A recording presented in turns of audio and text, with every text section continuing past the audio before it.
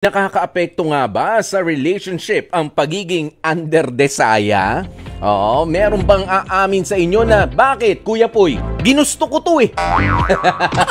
May request ko talaga sa asawa ko to eh. O na maging under ako eh. Di ba nga? Para hindi ako nahihirapan na mag-isip para sa sarili ko. Gusto ko under ako. Ayan. O ito, sabi ni Lith Acero, hindi naman underdesaya ang tawag sa mga asawang tumutulong lang sa kanyang asawa sa gawaing bahay. Maganda nga sa mag-asawa ang ganun sistema eh. Tulong-tulong para parehong pagod. Okay. Hindi, tulong-tulong daw para maagang matapos ang gawain. Ganoon pala yun. Sabi ni Lita Acero. Sabi niya, Darwin Rosel, sabi niya, yes, actually, oo, nakaka-apekto yan. Walang freedom ang isang lalaki kung palaging ang asawa nila ang nasusunod. Pero, hindi nila kayang mag-retaliate sa kanya due to the law that favors women. You know what I mean, Kuya Poy? Oo naman.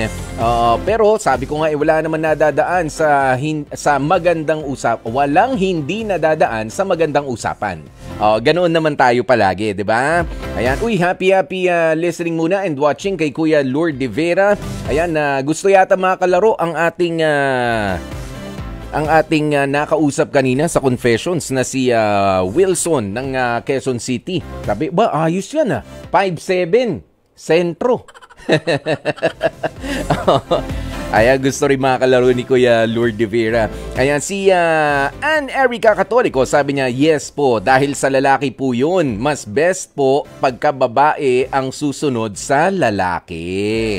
Ayan, sabi naman ni Maria Lourdes Nercua, hindi porket marunong ang lalaki sa mga gawaing bahay, underdesaya na. Yung partner ko, mas magaling pa sa mga gawaing bahay sa akin. Mas magaling mag-asikaso ng mga anak. Mas maingay nga lang rin sa akin. Yun lang. Mas maingay. Ayan, sabi niya Joey Organo, no, equality matters. Whatever gender pa yan. Okay, sabi naman niya Fiona Botabara, ano ba ang basihan para masabing underdesaya ang isang lalaki kapag takot sa asawa? Tumatanggi sa barkada, sa inuman, sa bisyo, pag laging kailangan ng permiso mula kay misis, mali eh. Sabi nga ng mister ko sa katrabaho niya na tinawag siyang underdesaya, ang sabi ng mister ko, mahal ko ang pamilya ko at sila ang priority ko. Pagka nakikita siya naglalaban, sinasabi, pagod na sa pag-aalaga ng bata ang misis ko, kailangan niya rin ng pahinga. Kung pagiging responsableng ama ang pagiging underdesaya, ay may respeto at may respeto sa desisyon ng ilaw ng tahanan, mas okay yun. Kesa naman sa hindi nga under, wala namang respeto sa nararamdaman ng partner, ay talaga namang hugot na hugot. Ang ganda ng pagkakahugot na yan ni Fiona Botabara sa kanyang kasagutan, At magaling rin si Mr. Botabara sa kanyang mga isinasagot doon sa tumatawag sa kanya na underdesaya daw siya ni Fiona.